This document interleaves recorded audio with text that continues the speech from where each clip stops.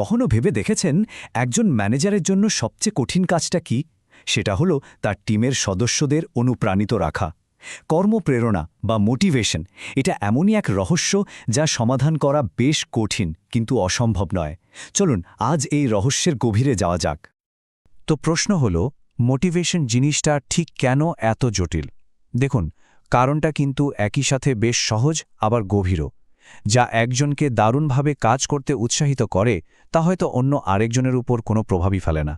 কারণটা হলো আমাদের প্রত্যেকের মানসিক গঠন, আমাদের চাহিদা আর কাজের প্রতি আমাদের মনোভাব সবকিছুই একেবারে আলাদা। একেবারে গোড়া থেকে যদি ভাবি তাহলে মোটিভেশন আসলে কি? এটা হলো আমাদের ভেতরের একটা অদৃশ্য শক্তি, একটা চালিকা শক্তি। এই শুরুটা হয় কোনো একটা অতৃপ্ত চাহিদা থেকে। এই চাহিদাটা আমাদের মনে এক ধরনের চাপ বা টেনশন তৈরি করে, আর সেই চাপ কমানোর জন্যই কিন্তু আমরা একটা লক্ষ্য ঠিক করি এবং সেটার দিকে ছুটে যাই। এই পুরো বিষয়টা পরিষ্কারভাবে বুঝতে আমরা কয়েকটা ধাপে এগোব। প্রথমে জানব এটা কেন এত জটিল, তারপর এর আদি আর আধুনিক তত্ত্বগুলো দেখব, এরপর দেখব বাস্তবে এর প্রয়োগ, আর সবশেষে থাকবে মূল কথা। আচ্ছা, কর্মপ্রেরণা বোঝাটা কেন এত জরুরি? কারণ এর সাথে কিন্তু সরাসরি জড়িয়ে আছে যে কোনো কর্মীর কাজের ফলাফল, মানে তার পারফরম্যান্স। দেখুন, একটা শক্তিশালী সমীকরণ দিয়েই ব্যাপারটা পরিষ্কার হয়ে যায়। পারফরম্যান্স হলো যোগ্যতা এবং প্রেরণার গুণফল। খেয়াল করবেন, এটা কিন্তু যোগফল নয়, গুণফল। তার মানে অনেক যোগ্যতা থাকা সত্ত্বেও যদি প্রেরণার অভাব থাকে তাহলে ভালো ফলাফল আশা করাটা কঠিন। প্রেরণা এখানে একটা মাল্টিপ্লায়ার, যা যোগ্যতাকে বহুগুণ বাড়িয়ে দেওয়ার ক্ষমতা রাখে।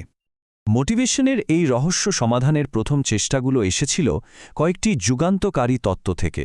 মানুষের মৌলিক চাহিদাকে কেন্দ্র করে গড়ে উঠেছিল সেই তত্ত্বগুলো। চলুন প্রথমেই সেই আদি তত্ত্বগুলোই একটু জেনে নেওয়া যাক। 1950-এর দশকটাকে বলা যায় মোটিভেশন তত্ত্বের স্বর্ণযুগ।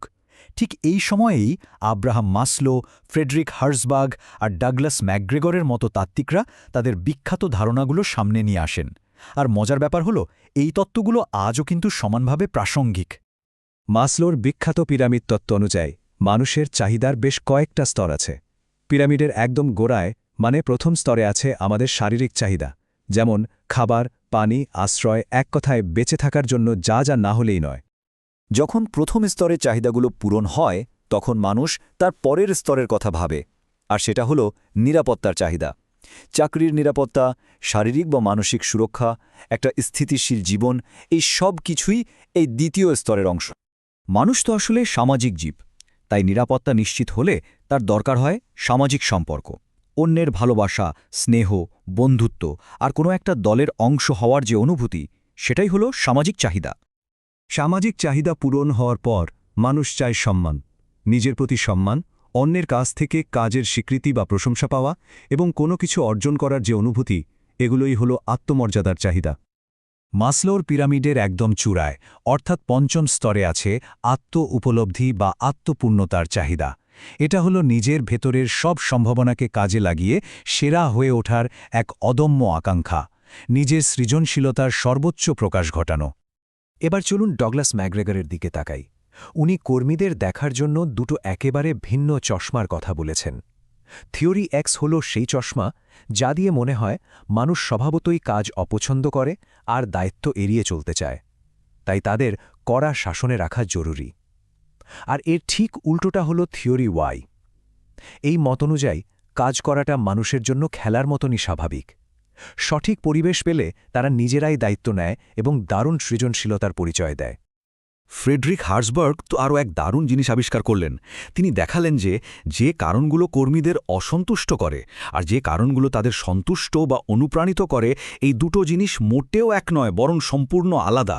অসন্তুষ্টির কারণ, যেমন খারাপ পলিসি বা কম বেতন, এগুলোকে তিনি নাম দিলেন হাইজিন ফ্যাক্টর। আর সন্তুষ্টির কারণ, যেমন কাজের স্বীকৃতি বা দায়িত্ব, সেগুলোকে বললেন মোটিভেটর। হার্জবার্গের নিজের কথাতেই ব্যাপারটা একদম পরিষ্কার হয়ে যায়। তিনি বলেন, সন্তুষ্টির বিপরীত শব্দ অসন্তুষ্টি নয়, বরং সন্তুষ্টির অভাব। এর মানে কি? এর মানে হলো আপনি কর্মীদের অসন্তুষ্টির কারণগুলো, মানে হাইজিন ফ্যাক্টরগুলো দূর করলেই যে তারা অনুপ্রাণিত হয়ে যাবে, এমনটা ভাবার কোনো কারণ নেই। অসন্তুষ্টি দূর করা আর প্রেরণা তৈরি করা দুটো আসলে সম্পূর্ণ ভিন্ন খেলা। পুরনো এই তথ্যগুলোর উপরেই কিন্তু গড়ে উঠেছে আধুনিক ধারণাগুলো। এগুলো মোটিভেশন সম্পর্কে আমাদের বোঝাপড়াকে আরও সূক্ষ্ম আর পরিষ্কার করেছে।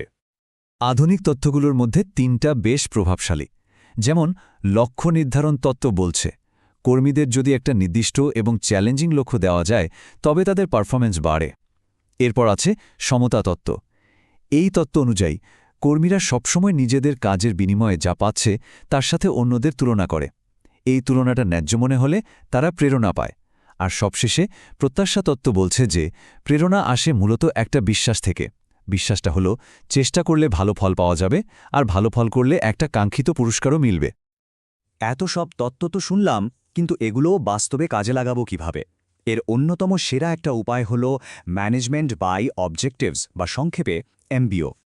এমবিও হলো এমন একটা ম্যানেজমেন্ট সিস্টেম যেখানে বস এবং কর্মীরা একা একা নয়, বরং একসঙ্গে বসে কাজের লক্ষ্য ঠিক করে। লক্ষ্যগুলো হতে হয় নির্দিষ্ট আর পরিমাপযোগ্য। এরপর নিয়মিতভাবে সেই লক্ষ্যের অগ্রগতি পর্যালোচনা করা হয়। এর মূল ভিত্তিটাই হলো অংশগ্রহণ আর সহযোগিতা। এই এমবিও সিস্টেমটা মূলত 4টা ধাপে একটা চক্রের মতো কাজ করে। প্রথমে সবাই মিলে লক্ষ্য ঠিক করা হয়, তারপর সেই লক্ষ্যে পৌঁছানোর জন্য একটা অ্যাকশন প্ল্যান বানানো হয়, এরপর নিয়মিত কাজের অগ্রগতি রিভিউ করা হয়, আর সব শেষে চূড়ান্ত ফলাফল মূল্যায়ন করে ফিডব্যাক দেওয়া হয়। এই চক্রটা চলতেই থাকে। একটা ছোট্ট গল্প বললে ব্যাপারটা একদম পরিষ্কার হয়ে যাবে। 3 জন নির্মাণ শ্রমিককে জিজ্ঞেস করা হলো, আপনারা কি করছেন? প্রথমজন বিরক্ত হয়ে বলল, দেখতেই তো পাচ্ছেন ইট গাচ্ছি। দ্বিতীয়জন বলল, আমি আমার পরিবারের জন্য রুজি রোজগার করছি। কিন্তু তৃতীয়জন উজ্জ্বল মুখে উত্তর দিল, আমি একটা বিশাল গির্জা তৈরি করছি। এই তৃতীয় কর্মীর মানসিকতাই হল এমবিওর আসল কথা, নিজের ছোট কাজটাকে একটা বড় উদ্দেশ্যের সাথে যুক্ত করতে পারা। তো এতক্ষণ ধরে যা আলোচনা হলো তার থেকে সবচেয়ে গুরুত্বপূর্ণ কোন বিষয়গুলো আমাদের মনে রাখা দরকার, চলুন এক নজরে দেখে নেই। প্রথমত, মোটিভেশন কোনো সহজ জিনিস নয়। এটা আমাদের ভেতরের চাহিদা পূরণের এক জটিল প্রক্রিয়া।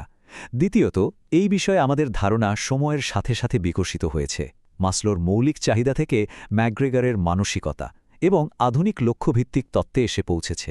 তৃতীয়ত, এবং এটা খুব গুরুত্বপূর্ণ, কাজের অসন্তুষ্টি দূর করা আর প্রেরণা তৈরি করা এক জিনিস নয়। আর সবশেষে এমবিওর মতো বাস্তবসম্মত সিস্টেমগুলো এই সব তত্ত্বকে বাস্তবে রূপ দিতে সাহায্য করে, যা ব্যক্তিগত এবং প্রাতিষ্ঠানিক লক্ষ্যকে এক সুতোয় গেঁথে ফেলে। এই পুরো আলোচনার শেষে একটা বড় প্রশ্ন কিন্তু আমাদের সবার জন্যই থেকে যায়। টাকা, সম্মান, স্বীকৃতি নাকি আত্ম-উপলব্ধি?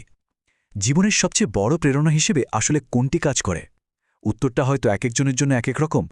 ব্যাপারটা কিন্তু ভাবার মতো, তাই না?